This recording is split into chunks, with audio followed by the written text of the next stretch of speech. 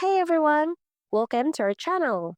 In this video, I will show you on how to delete Instagram chat from both sides.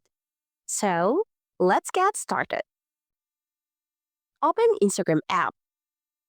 Click message icon at the upper right part of the screen. So basically, these are the messages or conversation with your friend in Instagram. Now, choose a message that you want to delete. So in my case, I would like to choose this convo. Let's say I would like to delete these particular messages.